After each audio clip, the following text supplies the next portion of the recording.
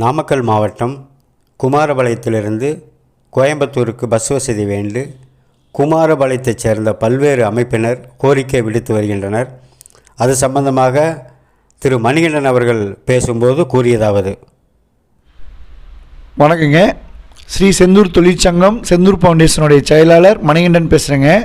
நம்ம குமாரபாளையம் நகராட்சியில் புதிய பஸ் நிலைய பணிகள் விரைவாக நடந்துகிட்ருக்கு. அது விரைவில் திறப்பு விழா காணும்னு சொல்லிட்டு நாங்கள்லாம் ஆவலோடு இருக்கோம். இதில் என்ன குறைபாடு அப்படின்னா, இங்கேருந்து பழனிக்கு இங்கேருந்து சென்னைக்கெல்லாம் பஸ் வசதிகள் இருக்குது. கோயம்புத்தூருக்கு இங்கேருந்து பஸ் வசதி, நேரடி பஸ் வசதி இல்லை.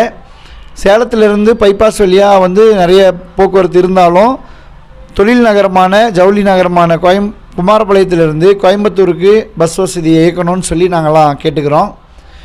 ஒரு 4 ட்ரிப்பாவது சேலத்திலேருந்து குமாரபாளையம் வழியாக கோயம்புத்தூருக்கும், கோயம்புத்தூர்லேருந்து குமாரபாளையம் வழியாக சேலத்திற்கும் ஒரு 4 முறையாவது ஒரு நாளைக்கு பஸ் வசதியை இயக்கணும்னு கேட்டுக்கொள்கிறேன்.